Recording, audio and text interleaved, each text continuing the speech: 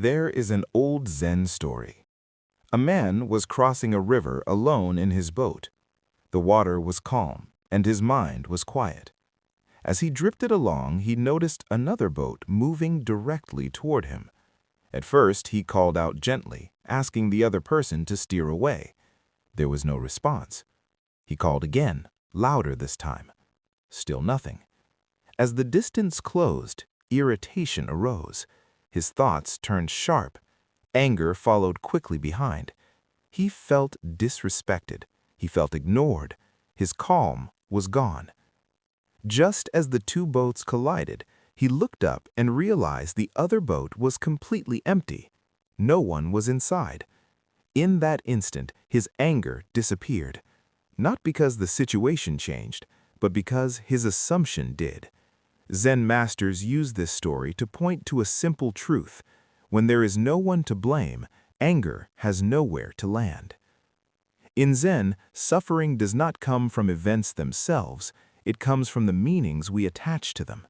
The practitioner was never angry at the boat, he was angry at the imaginary person he believed was inside it. When that illusion vanished, the emotion dissolved on its own.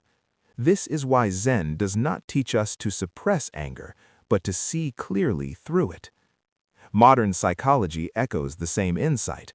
Only a small portion of our emotional reactions comes from what actually happens. The larger part comes from how we interpret events. We assume intent, we personalize behavior, we create stories in our minds. We think someone meant to hurt us, disrespect us, or undermine us.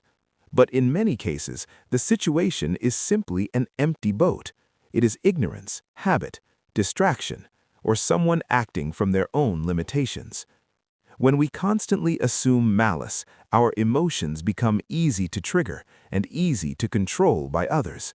Learning to see empty boats in daily life changes this. It makes us slower to anger and quicker to return to balance. This does not mean ignoring real harm or becoming passive. It means not creating unnecessary suffering on top of what already exists. There is another phenomenon that reveals how dangerous unchecked emotional reactions can be. On the African grasslands, a small bat feeds by drawing tiny amounts of blood from wild horses. The bite itself is not fatal. It does not weaken the horse in any serious way. But when bitten, the horse reacts with panic and rage. It begins to run wildly, trying to escape the irritation. It runs until it collapses. Researchers discovered that these horses do not die from blood loss, they die from exhaustion. What destroys them is not the bat, but their own uncontrolled reaction. This is known as the wild horse effect. Human life works in much the same way. A careless remark, a disagreement, a temporary setback, or an uncomfortable moment may be small in itself, but when the mind reacts intensely, emotions snowball. Anger turns into resentment. Resentment becomes anxiety.